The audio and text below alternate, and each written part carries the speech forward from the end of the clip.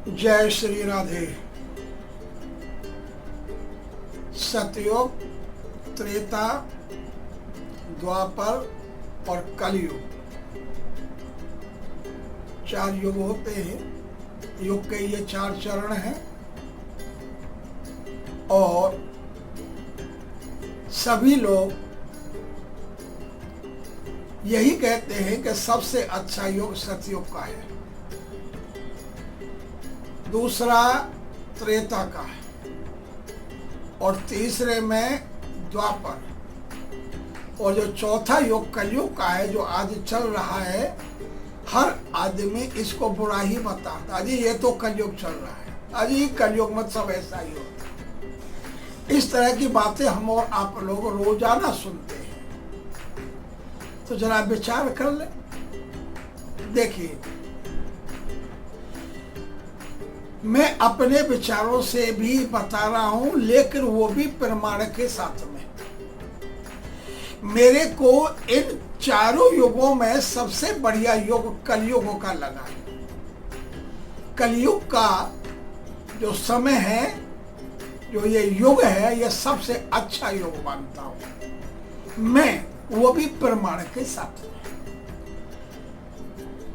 क्योंकि हमारे शास्त्र पुराण यही कहते हैं, यदा यदा ही धर्म से ज्ञानिर्भवति भारत। यानी कि गीता के माध्यम से बताते हैं कि जब पृथ्वी पर अत्याचार बढ़ जाते हैं तो भगवान का अवतार होता है हर युग में। रामायण भी यही कहती है, जब जब हो धर्म की हानि, वाणी असुर अदब अभमानी, तब तब धरय बेबद शरीर। रामायण भी कहती है कि जब अत्याचार ज्यादा बढ़ जाते हैं तो भगवान अनेक रूप धारण करके वो अवतार लेते हैं और धर्म की स्थापना करते हैं, अधर्म का नाश करते हैं। जबकि मैं देखता हूं श्रीमद् भागवत भी यही बताती है कि सतयुग में सबसे ज्यादा अवतार हुए। भगवान ने सबसे ज्यादा जो अवतार लिए हैं वो सतयुग में लिए। जब अधर्म बढ़ता है तो भगवान का अवतार होता है, तो उसका मत ये हुआ कि सतयुग में क्या सबसे ज्यादा अधर्म हुए, जो भगवान बार बार अवतार लेते हैं आकर के। भागवत कहती है सबसे ज्यादा अवतार सतयुग के। त्रेता में राम का अवतार हुआ, द्वापर में भगवान श्री कृष्ण का हुआ, और कलयुग में तो अभी हुआ ही नहीं। तो विचार करने की बात एक है, जिसको अच्छा बताते हैं तो उसमें तो ये भी कहा गया है कि अत्याचार जब ज्यादा होते हैं, अधर्म बढ़ जाता है तो भगवान अवतार लेते हैं। तो उसका तात्पर्य ये हुआ कि अवतार सतयुग में ज्यादा लिए गए, तो सतयुग तो सबसे ज्यादा खराब रहा। जबकि बताते कलयुग को खराब है, कि कलयुग सबसे खराब युग है, लेकिन नहीं। आज मैं आपको कलयुग के महत्वता के बारे में बताऊंगा। कलयुग का क्या महत्व है। मेरे विचार से प्रमाण के साथ में कलयुग जो है वो सबसे बढ़िया युग कलयुग ही है। आप भी जानते हो, गुण अवगुण सबके उड़ रहे ही, गुण और अवगुण सबके अंदर होते हैं। जैसे मैंने बताया कि सतयुग में गुण थे तो अवगुण भी थे, त्रेता में भी गुण थे तो अवगुण भी थे, द्वापर में गुण थे तो अवगुण भी थे। ऐसे ही कलयुग में अवगुण थे तो कुछ गुण भी हैं। क्योंकि अगर ये दोनों नहीं होंगे तो एक दूसरे की पता कैसे चलेगी कि गुण क्या होता है और अवगुण क्या होता है। और ये सबके अंदर रहते हैं, युगों को तो छोड़िए, हर जीवधारी के अंदर ये गुण और दोष बराबर रहते हैं, क्योंकि ये गुण दोष प्रकृति में होते हैं। मैं वीडियो को बड़ा नहीं करना चाहता, लेकिन आज कलयुग के बारे में बताता हूं। क्योंकि राजा परीक्षित ने कलयुग को वास दिया था, आइए हमारे यहां निवास करिए, इनको स्थान दिया था। तो राजा परीक्षित ने इनको क्यों दिया? अगर चाहते तो उसको प्रवेश ही नहीं होने देते, लेकिन नहीं, इसमें उनको एक गुण सबसे अच्छा लगा, सबसे अच्छा। वो सबसे अच्छा गुण कौन सा है? जिसके लिए हम इस कलयुग को सबसे अच्छा मानते हैं। मैं तो प्रमाण के साथ में जब मैं ये पढ़ता हूं तो मुझे तो पहले 3 युगों से ज्यादा अच्छा कलयुग का लगता है। कलयुग केवल नाम आधारा, सुमर सुमर नर उतरहु पारा। कलयुग में कितना बढ़िया दिया है कि केवल प्रभु के नाम के उच्चारण करने से ही आपका कल्याण हो जाएगा, केवल नाम स्मरण करने से, केवल नाम की महत्ता। देखिए सतयुग में, त्रेता में, द्वापर में लोग तपस्या करते थे। सतयुग में तो हजारों वर्ष तपस्या करते थे भगवान को प्रसन्न करने के लिए। शरीर को सुखा देते थे, जला देते थे, ठठरी बन जाती थी। तपस्या में लीन होने पर ऊपर मिट्टी का ढेर लग करके दीमक लग जाया करती थी। आज कलयुग के अंदर ऐसा नहीं हो सकता। जप, तप, ध्यान इत्यादि ये नहीं हो सकते, क्योंकि उस समय पर आयु बहुत थी। कलयुग में तो आयु ही बहुत कम हो गई। इसलिए कलयुग में क्या कहा कि कलयुग में एक ही गुण है कि केवल प्रभु के नाम का उच्चारण करने से ही आपका कल्याण हो जाएगा। पापी से पापी भी इस नाम के जप के करने से वो भी अपने पापों से उरण हो गया। उल्टा नाम जगत जग जाना, वाल्मीकि भई ब्रह्म समान। प्रभु के नाम के संकीर्तन की कितनी बड़ी महत्वता बताए हम आपको। रामायण के माध्यम से ही बता रहा हूं मैं आपको। एक नहीं अनगिनत चौपाई तुलसीदास जी ने इस कलयुग के बारे में और इस नाम की महिमा के बारे में बताया। भाव कुभाव अनक आलसहु, नाम जपत मंगल दिस दसहु। प्रभु के नाम के जपने से ही दसों दिशाओं में मंगल हो जाता है। यानी प्रभु श्री राम के, प्रभु के संकीर्तन करने से ही मंगल हो जाता है।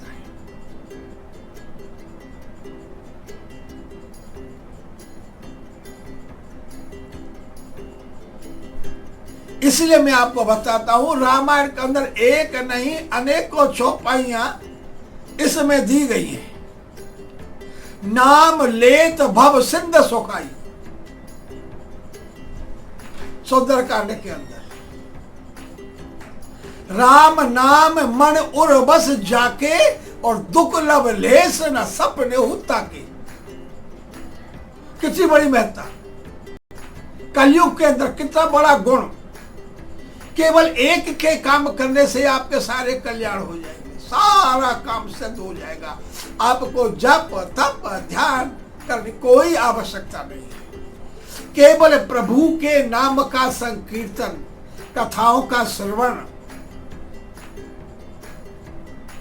प्रभु के लीलाओं का गुणगान करना, प्रभु के धामों में जाकर के वहां पर प्रभु के प्यारे संतों की, ब्राह्मणों की सेवा करना, इसी के करने से आपको उन हजारों वर्ष की तप करने वालों को जो फल मिलता होगा या मिला होगा, उससे कहीं ज्यादा फल आपको प्रभु के नाम के संकीर्ण कीर्तन से मिल जाएगा।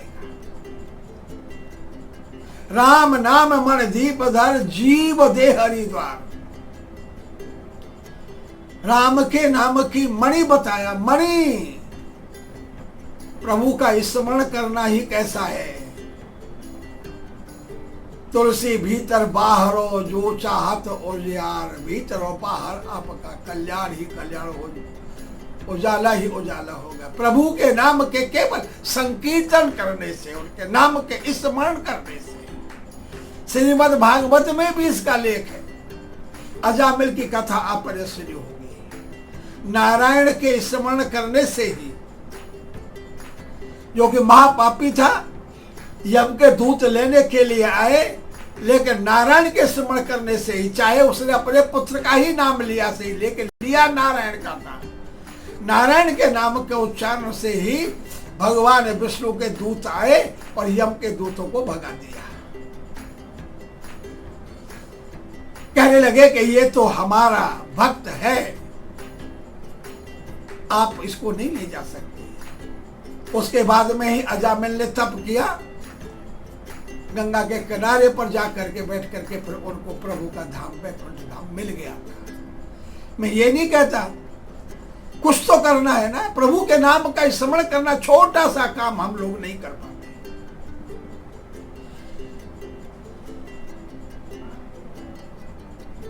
और एक तुलसीदास जी की चौपाई है, कौन सी है? राम एक तापस तिहत्तारी और नाम कोट खल कुमत सुधारी। प्रभु श्री राम ने तो एक अहिल्या को तारा, और प्रभु के नाम ने कितने लोगों को तारा, गिनती नहीं।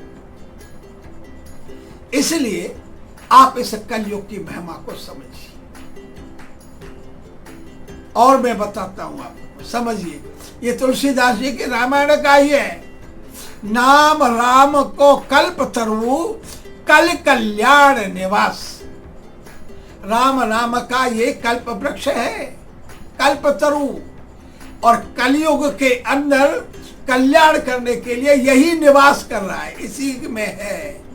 इसके नाम के स्मरण से ही आपका कल्याण हो जाएगा। लेकिन बहुत बड़ा है ये, लेकिन कितना बड़ा है मैंने कहा नहीं। भगवान की कथाओं का श्रवण करना, हरि का कीर्तन करना, और प्रभु के धामों में जाकर के प्रभु भक्तों की सेवा करना, तीर्थों में जाकर के भक्त लोगों की सेवा करना, ये इस कलयुग की महिमा बताते, उसका फल मिलता। लेकिन हो क्या रहा है? इस कलयुग को बुरा मैं क्यों कहूं? केवल एक ही मेरे को दिखाई दे रहा है जिससे कलयुग का प्रभाव उल्टा चल रहा है, लेकिन ज्यादा नहीं, बहुत कम लोग। क्योंकि हमारे जैसे ब्राह्मण लोग जो कथा वाचते हैं, कथावाचक है, भगवान की कथाओं का, लीलाओं का गुणगान करते हैं, अच्छा काम है जो वो करते हैं, लेकिन उसको करते हुए एक चीज का बहुत बड़ा वो क्या कहें उसके लिए, मैं तो यही कहूंगा बहुत बड़ा इसके नाम पर पाप को कमाते हैं। स्वयं तो अंधेरे में है, औरों को भी अंधेरे में डालने का काम कर रहे हैं। वो क्या है कि ये ब्राह्मण लोग, विद्वान लोग, कथावाचक लोग, सत्संगी लोग, जो भी कहो, ये अब लालच में आकर के भगवान की कथाओं का, लीलाओं का गुणगान करते हैं। अगर इनको आप दोगे तो ये लीला कथाओं का गुणगान करेंगे, सब कुछ करेंगे। अगर आप ये नहीं दोगे तो ये कुछ नहीं कर पाएंगे। यानी कि ब्राह्मण लोगों ने भी, कथावाचकों ने भी अपने को बेच दिया, अपने शास्त्र पुराणों को बेच दिया। ये उसी का परिणाम है जो कथा के कराने से, सुनने से मनुष्यों को उसका कोई लाभ नहीं होता, क्योंकि लोगों ने, इन ब्राह्मणों ने और कथावाचकों ने इसका व्यापार बना लिया। ये लोग ब्राह्मण न हो करके बनिया बन गए। बनिया कहते हैं बड़े को, व्यापार को, वैश्य को, एक हाथ से देना, एक हाथ से लेना, ये बड़े का काम है। दूसरे चलते हैं संत लोग, सन्यासी लोग, इनसे कुछ उम्मीद होती है क्योंकि ये भगवान के नजदीक माने जाते हैं, ये प्रभु के भक्त और संत होते हैं। लेकिन इन लोगों ने भी जनता के साथ में बहुत बड़ा धोखा कर दिया है, और धोखा आज भी कर रहे हैं। ये रहते तो तीर्थों में ही हैं, जहां तीर्थ स्थान है ये लोग वहीं ज्यादा मिलते हैं, लेकिन उन्होंने जाकर के तीर्थों का भी बेड़ा गर्क कर दिया। ये पाखंडी हो गए, ये ढोंगी हो गए, ये तरह तरह के कपड़ा बना रखते हैं और ढोंग रचा करके जनता को ठगने में लग रहे हैं। ये लोग पाखंडी हैं। इन पाखंडियों ने भी हमारे तीर्थ स्थलों को भी इन्होंने दूषित कर दिया है। ये स्त्री के लोलुप हो गए, धन के लोलुप हो गए, आश्रम बनाने लगे। आश्रमों से भी नहीं, आश्रम में आए कि शर्म। संत लोग आश्रम बनाते हैं लेकिन वो दूसरों के हित के लिए बनाते हैं, लेकिन वहां पर भी उन्होंने बिजनेस का धंधा बना लिया है, आश्रमों का भी। बहाने देखिए, कोई कहता है कि वृद्धाश्रम खोल रहा हूँ, कोई कहता है कि स्कूल, कोई कहता है कि मैं औषधालय खोल रहा हूँ। इन चीजों के करने से जनता को ठगते हैं और पैसा को लगा करके फिर उसी से उल्टा पैसा कमाते हैं। ऐसे पाखंडियों के कारण से, चाहे वो ब्राह्मण हो, चाहे वो कोई संत हो, चाहे कथावाचक हो, चाहे प्रवचन हो, आज के समय में चाहे कोई योगी बने, चाहे कोई तपस्वी बने, सबके लिए मैं नहीं कह सकता। पृथ्वी पर संसार बहुत बड़ा है, इसमें अच्छे भी होते हैं, बुरे भी होते हैं। अगर संत अच्छे नहीं होंगे, अगर धर्म नहीं रहेगा तो पृथ्वी टिक नहीं पाएगी। इसलिए ऐसा भी नहीं है कि सब ऐसे ही हो, लेकिन अधिकतर ऐसे ही हैं। उनके कारण से हमारे कलयुग का प्रभाव खराब हो गया है। लेकिन मेरे हिसाब से इन सभी चीजों को देखते हुए, चाहे भागवत हो, रामायण हो, कोई भी ग्रंथ हो, धार्मिक ग्रंथ हो, कलयुग सबसे बढ़िया है, क्योंकि इसमें केवल प्रभु के नाम का संकीर्तन, प्रभु का गुणगान, प्रभु की लीलाओं का ध्यान, कथाओं का सुनना, श्रवण करना, इसी से आपका कल्याण हो जाएगा। कलयुग केवल नाम आधारा और सुमिर सुमिर नर उतरे हो पारा। छोटा सा काम कलयुग में दिया है, उसी से हमारा और आपका कल्याण हो जाएगा।